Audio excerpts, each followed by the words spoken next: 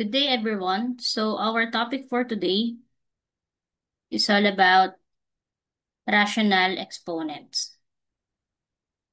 Objectives: to illustrate expressions with rational exponents and to write expressions with rational exponents as radicals and vice versa. Simplify expressions with rational exponents.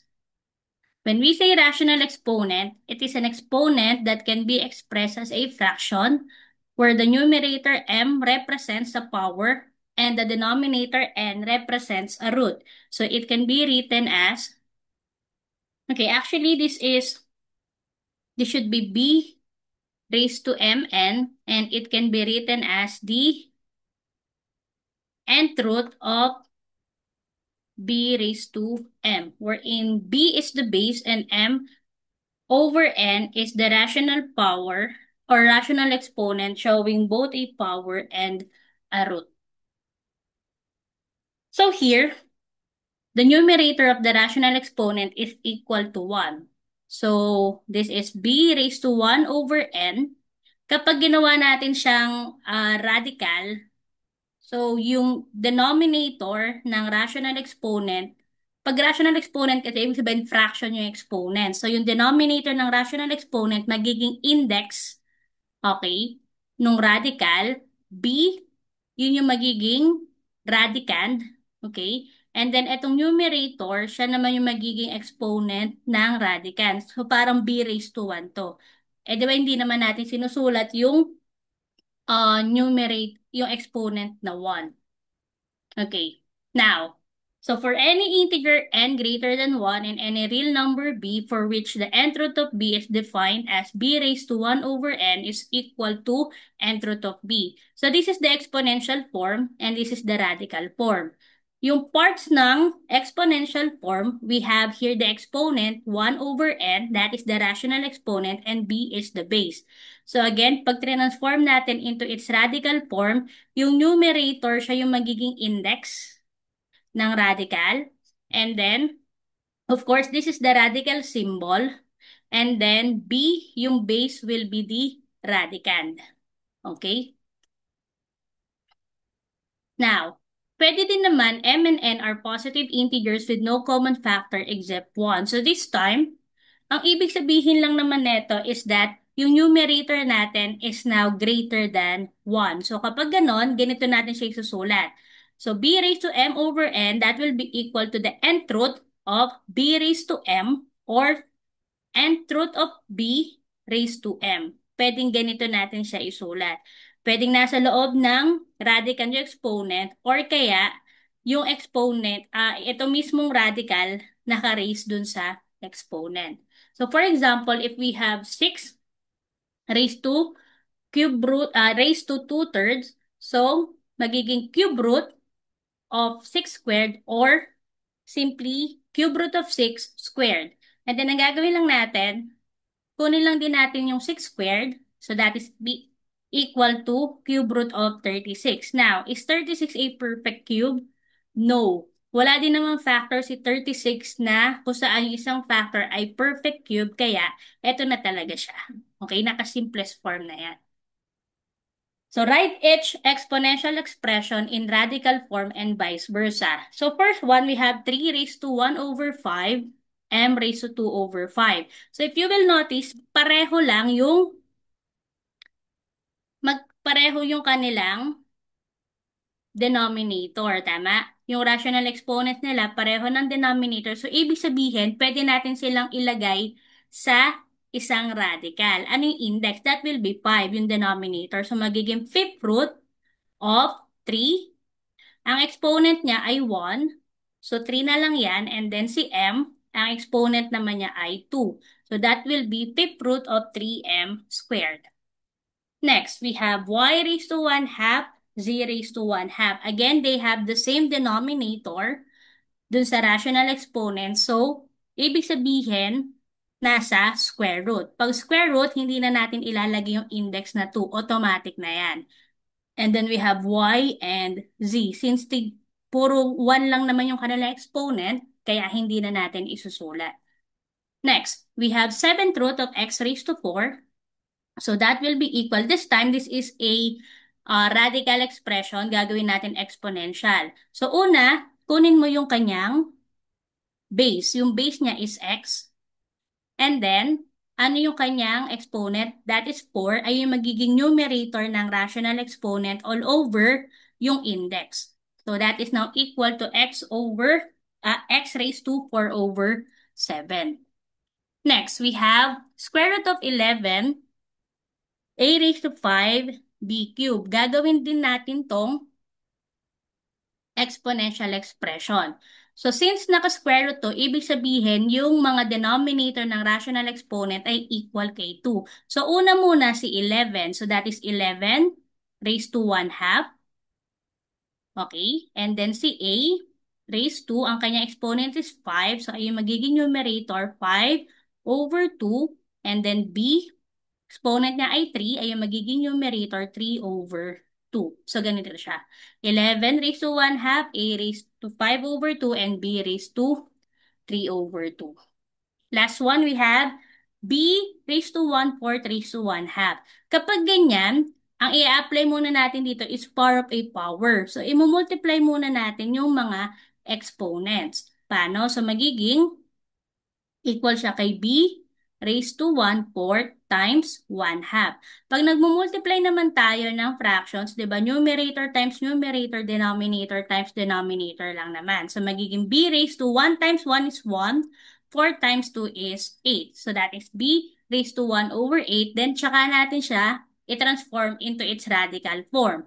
So, anong kanyang index? Si 8. So, 8 root of b raised to 1. So, no need na isulat si 1. Kaya 8 root of b lang siya. Okay? Next, so, simplifying expressions with rational exponents. Here are the steps. First is to change the exponential expression into radical form and then simplify the radical by extracting the root. Okay? So, mahalaga kung kabisado nyo, di ba, yung perfect squares, cube, fourth power hanggang fifth power para mas madali kayong makapag-simplify. Okay? And then take note, to extract the root of the variable, simply divide the exponent of the variable by the index of the radical. Okay? But there are times na pwede kasi kapag sinimplify na kagad natin yung rational exponents, magiging whole number siya. No need na i-change pa natin into its radical form kasi automatic ay nakagad yung sagot. Okay? So number 1, we have, so 16 raised to 3 over 4. Yung rational exponent na 3 over 4, hindi na yan pwedeng ma-simplify. Kaya ang gagawin na kagad natin is i-change natin to sa radical form. Yung index, yung denominator, so magiging 4th root of 16 cube. Then after that, kunin na natin yung value ni 16 cube. So magiging 4th root of 16 cube is equal to 4,096. Now, check natin. Perfect 4th root ba? Or, yeah, perfect 4th power ba si 4,096? Okay, ang sagot dyan ay yes. So, ano ngayon ang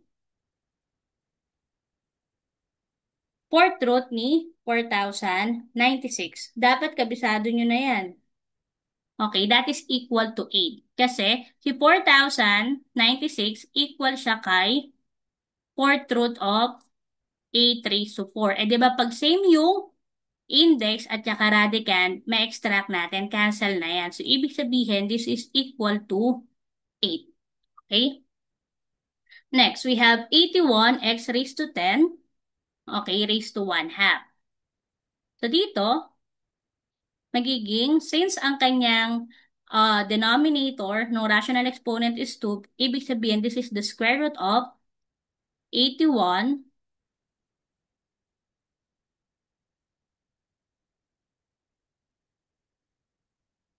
okay, x raised to 10. Simplify lang natin. 81.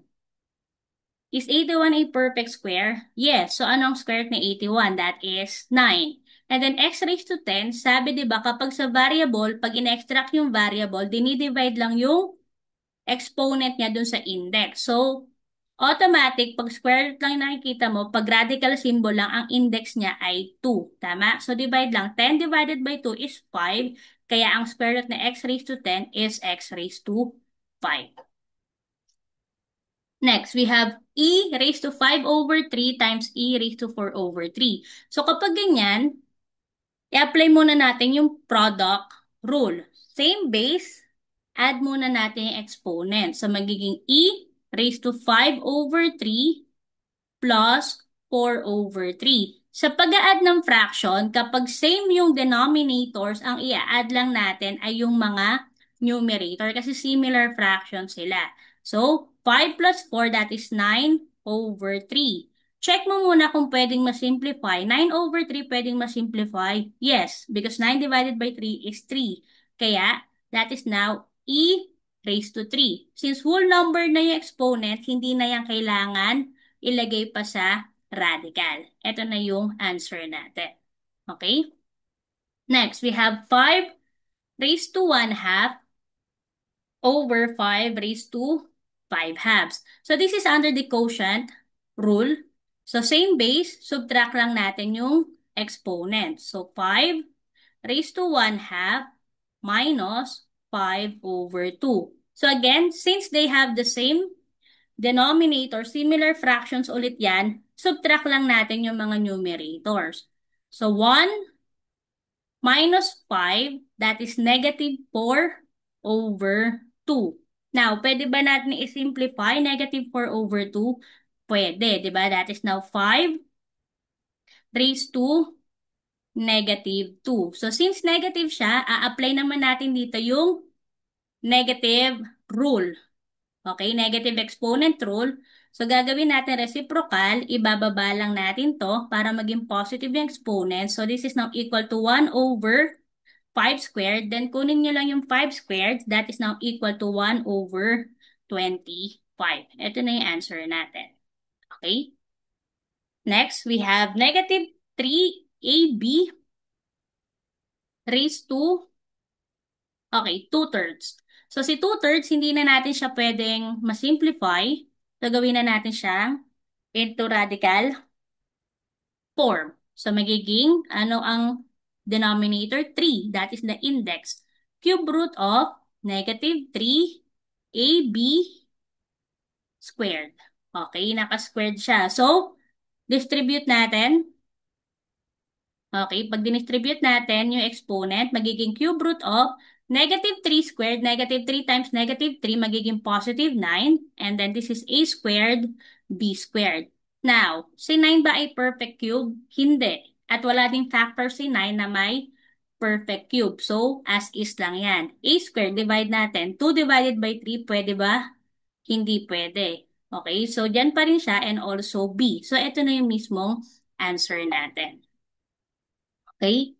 Next, we have 3 raised to 6 raised to 1 half. So, this is power of a power. Ang gagawin muna natin, multiply natin exponent na 6 at 1 half. So, magiging 3 raised to 6 times 1 half. Again, pag nagmumultiply tayo ng whole number and fraction, di ba, minumultiply lang natin si whole number kay numerator, then copy lang si denominator. So, 6 times 1 is 6. So, magiging 3 raised to 6 over 2. Copy lang yung denominator. Then, check natin kung pwedeng ma-simplify.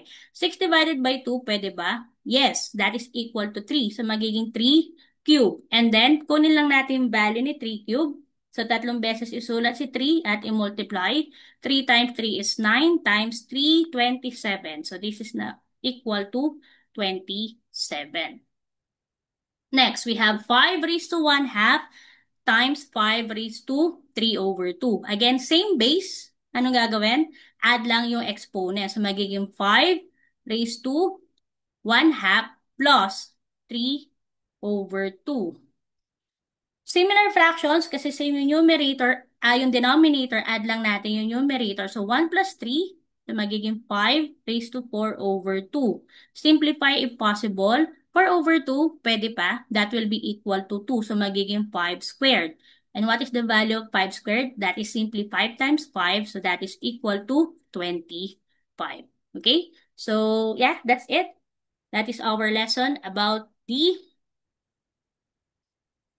rational exponents. Okay? Bye.